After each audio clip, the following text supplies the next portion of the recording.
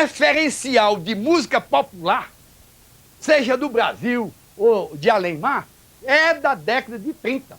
A música que precisa ser explicada, a arte que precisa ser explicada, não é arte, é artifício. O brasileiro não canta mais se não tiver a caixinha da televisão para mandar que ele cante aquilo ali, ele não canta mais espontaneamente. Então, no Brasil, para você ser pesquisador e historiador, você tem que ser, antes de mais nada, colecionador.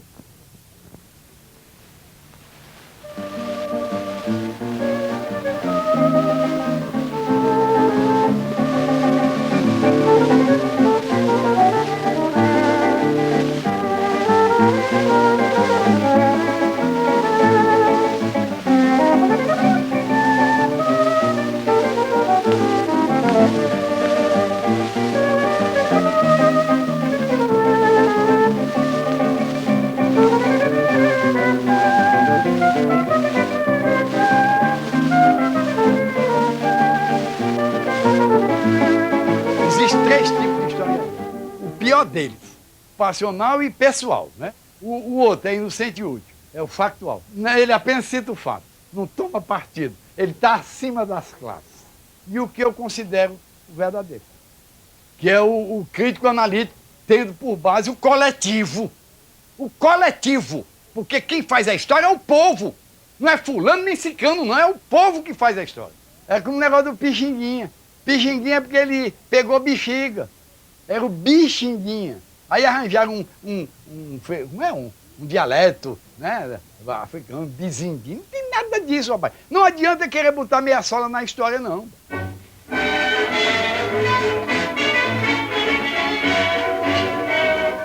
Eles que estavam acompanhando passaram a solar. Aí vamos pra frente. Tão perfeita a coisa que o cantor não volta mais. Acaba.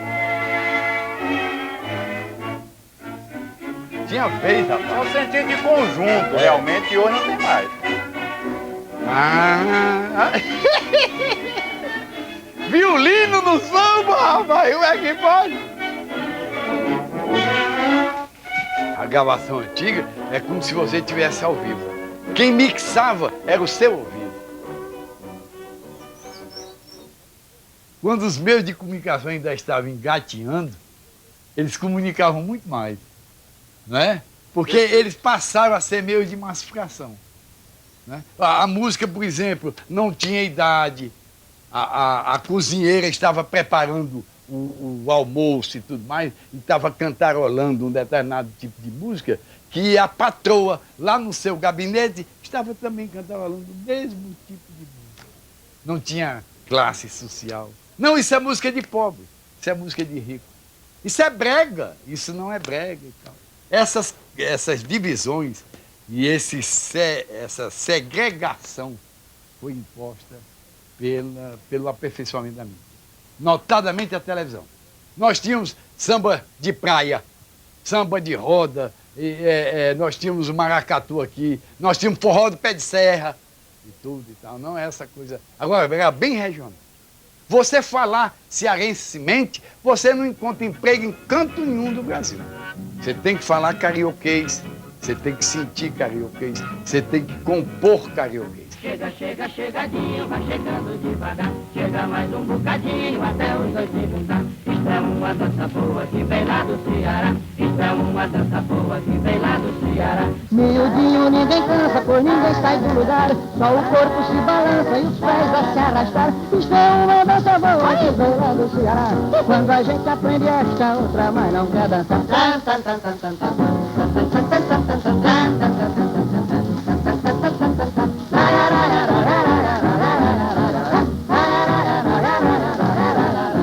Ficaria muito snob e muito né? Muito bem e tal, se eu dissesse que, não, eu já tinha visão de história, mas nada disso. Eu era um simples ajuntador de discos e não fugia à exceção da regra geral na minha época, né? A minha primeira discoteca só tinha rumba, só tinha fox, bolero, tango, então, Nossa Senhora, o repertório do Canário, do Gardel, eu sabia tudo. Cheguei a juntar 600 discos. Quando eu comecei a entrar em contato com um fulano que cantava música sertaneja. Rapaz, que caba bom, rapaz. A voz do homem parece uma boi e tudo mais. Aí comecei a botar aqui. Mas, rapaz, a turma com isso, baixa, baixa, tá ouvindo o Matuto. Olha os vizinhos, olha os vizinhos. Sabe quem era o Matuto? Luiz Gonzaga. O próprio Luiz Gonzaga só foi aceito depois que o filho adotivo começou com aqueles festivais e tal, né? Junto com os universitários e tudo, e rebuscaram. E mesmo assim, era um Luiz Gonzaga rebuscado. Tem até um lance dele aqui, na Praça Portugal. Um amigo dele dizia, Luiz, aquele chorinho, Luiz, aquele chorinho daquele tempo. E ele não aguentou mais e virou-se e disse, rapaz, no tempo daquele chorinho eu vivia chorando. Na realidade, a classe média nunca aceitou o povo. Na década de 30 chamava de Zé Povinho. Atualmente chama de povão. Nem é Zé Povinho, nem é povão, é povo. A música que mais vendeu até hoje, guardada as devidas proporções, que foi em julho de 60. Sabe qual foi? Do Teixeirinho, Coração de Luto. É que é chamado normalmente de churrasco de mãe. O maior golpe do mundo que eu tive na minha vida foi perder minha mãe no incêndio e tal. Então é preciso respeitar esse pieguismo do povo. Ele nunca cantou essas músicas refinadas. Né? Olha que coisa bonita. Cheia de graça. Essas coisas da MPB. Não, é tão fácil, né? Coisa bonita, tão cheia de graça, é o Boneca de Trapo. Pedaço da vida que vive perdida no mundo a rolar. Farrapo de gente. Porque na realidade a música popular é uma e a MPB é outra. O povo só aceita o cantor de vozeirão. Se não for, ele não aceita. Assis Valente. O Papai Noel do Brasil não tem uma estação rodoviária com o nome dele, mas tem um aeroporto com o nome do Tom Jobim. Não ficou nada do Tom Jobim na memória popular. Quando houve o crack da Bolsa de Nova York, o que foi que eles viram? Que foi que o povo, de uma maneira geral, viu? Não foi só o povo brasileiro. Foi os que dependiam do dólar. Eles viram que o modelo estava ruindo. O gigante norte-americano estava de joelho. Você não vai imitar ninguém que está de joelho. Aí, por força das circunstâncias e por não ter a quem imitar, se redescobriram. O Brasil se redescobriu. A marcha se fixou, o samba se fixou, a embolada, cateretê, baião, machixe, tá entendendo? Tudo. Havia marcha frevo, marcha rancho, marcha canção, marchinha, que era bem corridinho. Samba, samba de roda, samba de breque, samba romântico, samba do Partido Alto, né? E o samba comum. E tudo. Era riquíssima, a nossa música ficou riquíssima. Sempre quem esteve à frente da música popular foi a classe média brasileira. Só que na década de 30, ela se proletarizou e pôs tudo isso em música. Na mesma rua onde morava o Noel Rosa, morava um Heitor dos Prazeres, que em fins de 35 chegou para ele e disse, doutor Noel, põe uma letra nessa minha musiquinha. Um perro apaixonado que vivia só cantando por causa de uma colombina acabou chorando. O Heitor era preto, pobre e porteiro do Ministério da Educação. Agora você imagina uma dupla dessa hoje em dia, se um acadêmico de medicina ao menos olha para o porteiro que mora um pouco além da rua dele. Aí você pega Pierrot apaixonado, música, e todos os prazeres, e vem em primeiro plano, porque a ideia era dele. Letra, Noel Rosa. O acadêmico, né, o intelectual e o analfabeto. Vai tomar sorvete com o Arlequim. Começaram a chegar as publicações, né, do Sul Maravilha e tal, e eu ia comparar, lógico, né? Ah, rapaz, ele tá falando música tal, eu conheço essa música. Botava para ouvir, eu ouvia de um jeito e o fulano comentava do outro. Eu digo, ah, rapaz, peraí, rapaz, eu tô ouvindo errado ou esse fulano tá escrevendo aqui? Não? Era torcendo.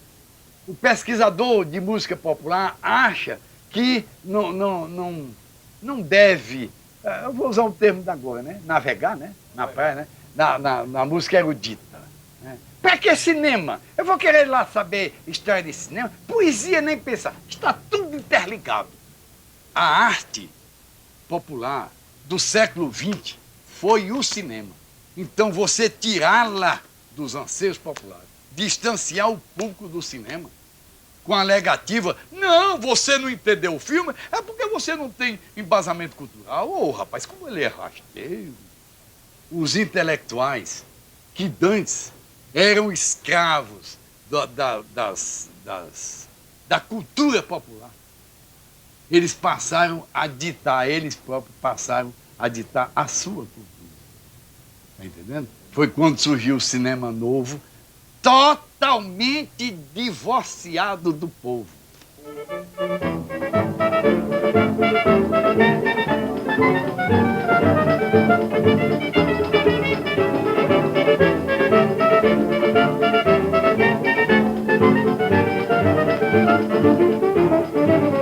Os grandes ídolos brasileiros, que eram espontâneos, eles vinham dos circos, um ou outro tema mais popular, já aceito nacionalmente, ele transformava em música, quando aquilo ali aparecia. O exemplo disso é Meu Limão, Meu Limoeiro. O exemplo disso é Casa de Caboclo, que aquele ditado já existia. Numa casa de caboclo, um é pouco, dois é bom, três é demais. Não há mais aquela interação entre o artista e o público. A coisa não é feita mais de baixo para cima, é feita de cima para baixo. Você cante assim, você pense assim, você dance assim. Tinha músicas aí que não precisava nem o resto, bastava a primeira frase.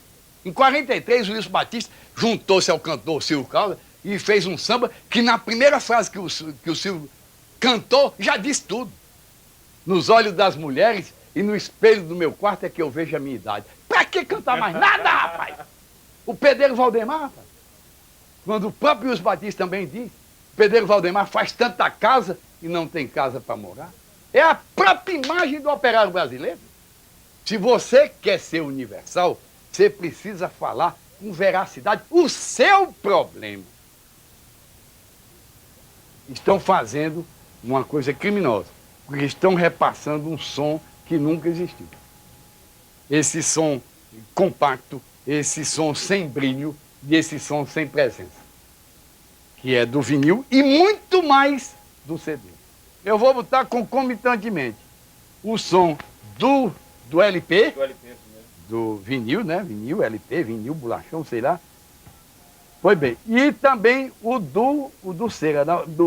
Quando começar, eu vou botar aqui, que foi exatamente de onde eles tiraram. Amada minha, teu beijo ardente, eu vivo ausente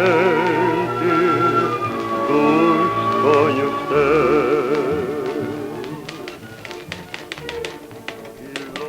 Senhoras e senhores ouvintes, bom dia. A sua Rádio Cultura dos Inhamuns, a pioneira da cidade de Itauá, da sua Rádio Cidade de Fortaleza, leva ao ar o programa Música Erudita, produzido e apresentado por Cristiano Câmara. O Pércio Miranda, bandolinista, professor do Jacon, percebeu que somente com o bandolim dele o choro ficaria um tanto quanto pobre. Chamou o saxofonista Luiz Americano e ele gravou em outubro de 36 na Odeon. Gostaria de mostrar um trecho. O nome do choro é Alma do Norte.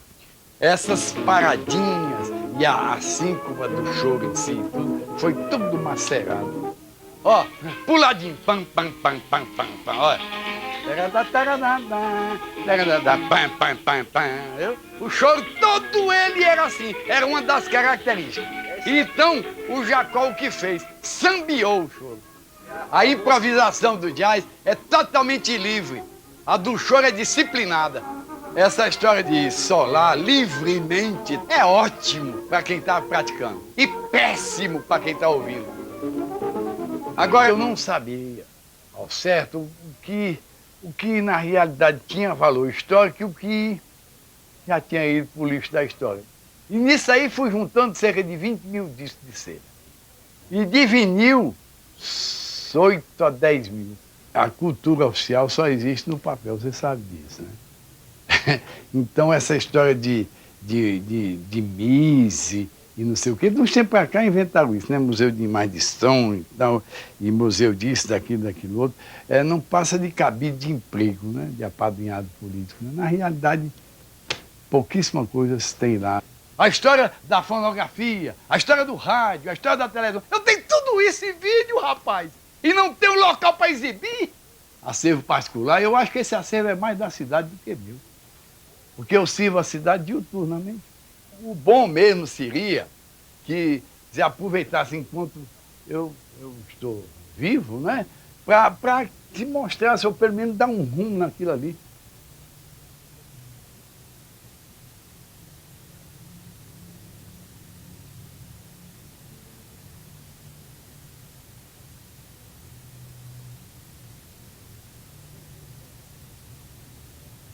Rio de Janeiro bota um visgo na gente, é terra boa pro caboclo farriar. Eu só não fico porque Rosa diz, ó gente, será que o Zeca já deixou de me amar? E desse jeito pode ser que o diabo atente e minha Rosa descontente bote outro em meu lugar.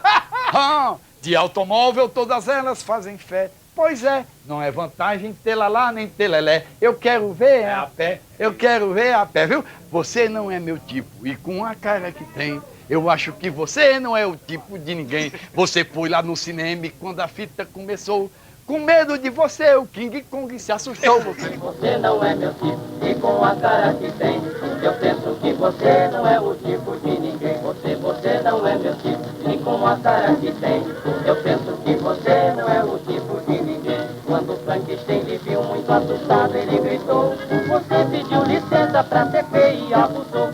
Você não é meu tipo e com a cara que tem, eu penso que você não é o tipo de ninguém. Você não é meu tipo e com a cara que tem, eu penso que você não é o tipo de ninguém.